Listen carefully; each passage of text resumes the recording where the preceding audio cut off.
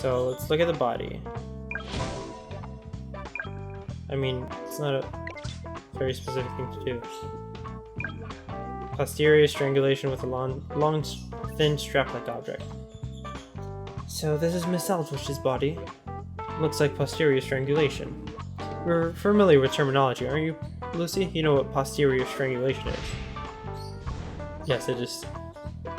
I like that it's squeezing someone's bottom. Yes. Throttling from behind. That's a very interesting way to describe strangulation. Throttling? Aye, posterior strangulations means someone wrung her neck from behind. Precisely. That was an easy one. Sadly, not all the problems we tackle here have such simple answers. No, I'm sure. If you're ever up against a brick wall, you might appreciate a hint or two about the evidence. Just tap the hint icon. Okay, great, thanks. What about the murder weapon? Have you already located it? Oh, sorry, Mr. Carrier. Yes, according to the report, they did find a murder weapon at the scene. Let's see if you can uncover it too, shall we, Lucy? The murder weapon? No problem. Oh, I did earlier. Is it going to reload? Or, oh, it's going to take me... Okay. Murder weapon. An examination of the body shows that Miss Aldwich was strangled with a long, thin strap-like item. The murder weapon should be on the scene somewhere, so that's what you're looking for. I'll find it, Prof, don't you worry.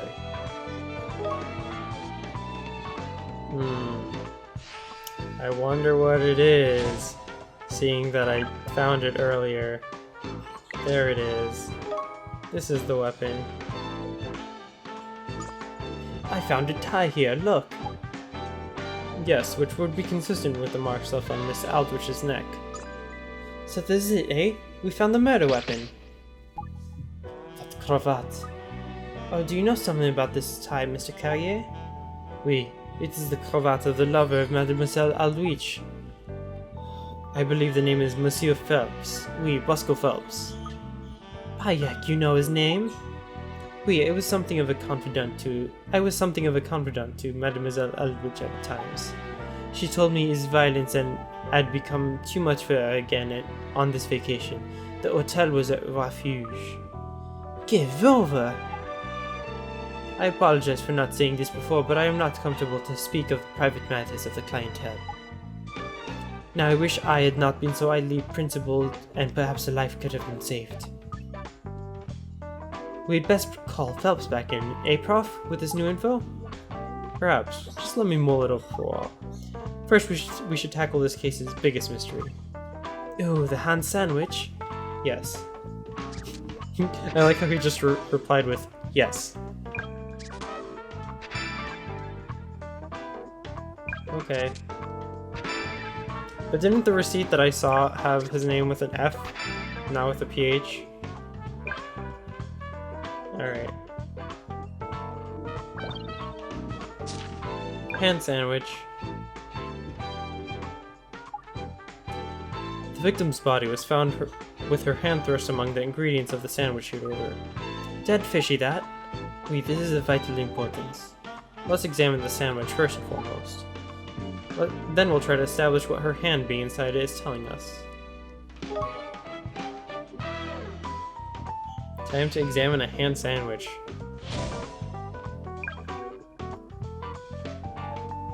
Hold on. One extremely full double fish sandwich. This is the Sawney in question, with the Mademoiselle's hand inside. An intriguing scene indeed. Perhaps it is some kind of dying message, no? As I said in my statement, Mademoiselle shared my passion for crime fiction. The idea of a murder victim leaving a dying message would not have been so strange to her. You mean like some sort of clue to the killer's identity? Oh wait, that's her speaking. Hey, how exciting! A message. That's an interesting idea. I'll adjust things so you can examine the sandwich in more detail. Just give me a moment. There, now you'll be able to have a more thorough look at it. So, are you ready to examine the sandwich again? Aye, let's get stuck in. Okay. Investigate the sandwich in detail. So what we got is a lot of stuff. Pickles. Thinly sliced pickles. A hand. An egg. Lettuce is next. Then pineapple. And then smoked salmon.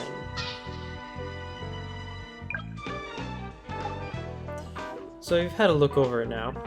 Aye, that I have. But what is the reason of a hand in the sandwich? I wonder if it's not why her hand is there, but where her hand is in there. You see what I mean? Très interessant. Apart from her hand, it is a sandwich of pickles, egg. Yes, but let's take another tack. Can you think of what Miss Eldridge might have been trying to convey in this dying message of hers? It's the killer's name. Oh. And why do you think that? The order. I noticed at the end it was lettuce, pineapple, salmon, and I was like, LPS, and then I realized the rest spells Phelps. I've got it, Bayek. She's spelling out the killer's name with the filling of a Sani. Of course, the first letter of each of the ingredients. Magnifique. First we have pickles, then a hand, egg, lettuce, pineapple, and finally smoked salmon. So we do. Whose name does that spell out then? It doesn't actually spell out his name, but this is what you want me to answer. I've never had to read a Sani before, but this one spells out Phelps. She would trying to tell us it was her boyfriend, Bosco Phelps, no question. Okay. Oh, is it really going to make me go through all of the things? Great. Cool. Lettuce. Okay. Oh, I messed up. Did she also complain about all of these updated things? That's funny. Why don't they just update all of them at the same time? It seems we have identified the killer. Bosco Phelps is guilty of murder. You must arrest this most violent criminal at once. Don't you worry. Seems we've reached a conclusion then. Thank you very much for your assistance, Mr. Carrier. It is my pleasure. I always like to see that justice is done. Aye, ta very much. What was that? Ta very much. Do not hesitate to contact me if there's anything else I can do. I assure you we'll be in touch. I assure you we'll be in touch. He's saying he knows that he's the one who did it. So we know who the culprit is now, correct? All sorted. Well, okay. We'll just make sure we're on the same wavelength before we move on, shall we? Who do you think killed Aldrich, Lucy? Still think it's this guy. It was Carrier, weren't it? Yes, it was. No one else could have done it. You only have to look at the heavily contrived dying message to see it. Aye, it were a bit too good to be true, eh? You did realize that, didn't you? Yes, of course. I'm a detective par excellence. I'll have you know. Also, how would she make the sandwich when she was strangled to death? She would pass out before she died, wouldn't she? Okay then, let's examine the elaborate dying message a bit more. Dying message. The so-called dying message names Phelps as the culprit. It's clearly a fake concocted by someone who did not know the man very well at all. Someone like Carrier, you mean? Yes, there's even evidence on the scene to support that theory. I suppose you're expecting me to find it, are you? An excellent deduction, Lucy. Let's get to work. Let's do it. Let me find that receipt and be like, hey, wait, his name is spelled wrong. And then we'll be like, oh, it's Carrier. And then it'll all go correct. That's one thing that I'm not very fond of these kinds of games, like Professor Layton and Ace Attorney, it's like, oh, I figured it out, but I still have to go through the entire thing in order to point it out. Aye, this receipt's a dead giveaway. Clearly shows a dying message that can't have been left by Aldwych. That's right, I'm glad you spotted it. Just so we're clear, what is it about this receipt that exposes the dying message as fake? The spelling of the name. Well, it's the fact that she wrote it, and it's also the spelling of the name. The receipt's been signed by Aldwych, but she's forged the fellow's name and written Bosco Phelps with an F. But going from the Sonny message, the spelling's Phelps with PH. So he's got the spelling wrong. Precisely. And since the receipt was signed by Aldwych, the man's lover, we can be confident that this is the correct spelling. Which proves that the dying message and sandwich weren't in Aldwich's work at all. Oh my god. Can't read your text, Lucy. That's right. In the interest of being thorough, could you verify the correct spelling with the man himself? I'm sure if you explain why it's important, he'll cooperate with you. Aye, leave it to me, Prof.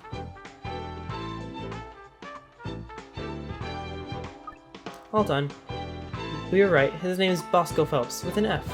Once I told him what was going on, he was actually very helpful. Okay. Oh no, don't, Has to do all of them. Has to go through all of them. All of them. It's in the bag then, eh? It was Zach Carrier, no question. Almost no question, but we've yet to find some truly decisive evidence. What we need to focus on now is finding the evidence that he were the one that actually killed him. Lucy, it's a struggle trying to speak as you. What's his mistake? Evidence that Carrier committed to the crime, eh? I don't know where to start, really. Well, the sandwich is the most glaring contender. Right, that was trying to create something that looked like a dying message, weren't it? If you wanted to incriminate Phelps, there's a somewhat more obvious message, wouldn't you say? Oh, now I'm starting to see where you're driving at. Good, the evidence is all right there. Evidence that shows why he had to put Aldwich's hand in the sandwich. No, sorry, Prof, you lost me again.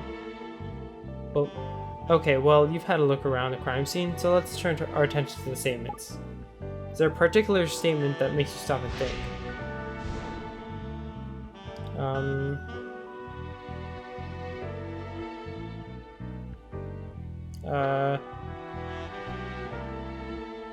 Shared my passion for crime fiction? Oh wait, find the statement, why the victim's hand was sandwiched. Yes. No? No. Aldwych liked detective novels. That'd explain why she'd come up with a wacky idea like dying message in the Sonny, wouldn't it? If the statement's true, it would be really rather significant, but it's Carrier's statement, and he's the culprit. Aye, that's no lie. Okay. I read the question wrong? Find the statement why the victim's hand was sandwiched. Smell? Smell. Well, all this talk of perfume and aftershave in this statement seems a bit odd to me. 100%. I did it. That's it, Lucy. Yeah, is it? I'll explain later. Call Carrier back here, would you? Quick as you can. Consider it done. Oh, this is a long episode. My bad, guys. We now have enough evidence to prove Carrier committed the murder. This time we'll crack him.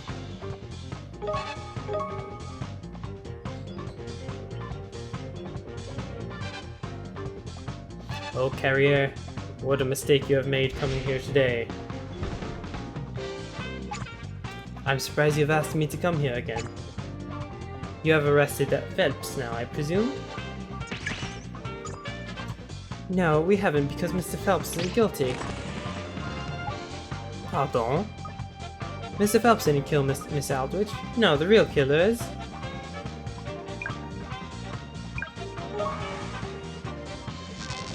you.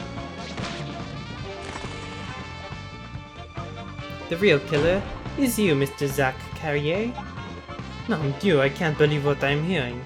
You have already established that Phelps is the killer, no? Oh, that's yesterday's news. You're the new kid on the block today, and it's going to stick. Are you out of your mind? The cravat of a lover, the dying message, everything points to Phelps. Aye, everything points to Mr. Phelps, because that's how you set it up. If Mr. Phelps were truly the culprit, surely he would have gone to greater lengths to hide the murder weapon. And there's evidence that proves unequivocally that the author of the dying message was not Miss Aldrich. Bof, impossible. If you have this evidence, show it to me. I do not believe you. What proves that it wasn't Aldrich that created the dying message? It was the receipt. Oh.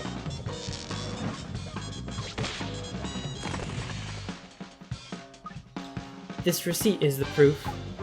This is the receipt of the room service, no? Exactly. Haha, it was I who gave this paper to the woman in the first place. What can this possibly prove? Have a look for yourself. You may notice it's signed Bosco Phelps. We and? No. Aye, you've seen it now, haven't you? Phelps is spelled with an F, not a PH. And the signature was penned by Miss Aldrich. It's hard to imagine she would have gotten the spelling of her own lover's name wrong. May we, in normal circumstances, you're alright of course, but the sandwich is Miss Aldrich's dying message. She has created while she was being murdered. In these circumstances, it is no surprise she has made a petite error. She was in panic. True, that would have made perfect sense.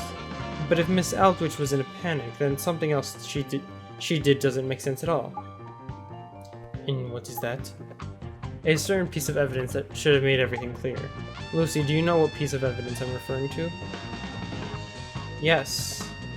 This fried fish, which starts with F. This means fried fish was in the sandwich, and her hand didn't need to be in the sandwich. It's this piece of fried fish with pickle juice on it. It means it were in the sandwich originally, either just above or just below the pickles. If I'm sure I don't need to point out what the first letter of fried or fish is, Miss Carrier. No. Anyone who knows the proper spelling of Phelps wouldn't taken the fish finger and stuck in a hand. What are you saying? No, they'd just taken out the pickles, leaving Phelps. Oh, and look, no hands. Zoot. The idea that someone could think to remove some fried fish and put their own hand into a sandwich while being strangled to death is a little too hard to believe. No, the person who created this had plenty of time, but sadly didn't know the spelling of Phelps. Someone rather like you. No. Perhaps it was not the Mademoiselle Aldrich who left this dying message. But you have nothing to prove it was me who killed her. Nothing. We have proof. You see, we have to ask ourselves why the culprit placed the victim's hand in the sandwich at all. Mon Dieu, you have just told me to create a misspelled dying message, no? No, that's not it. There was another motive for making sure the victim's hand was in the sandwich, Lucy. To disguise a smell. Kabam!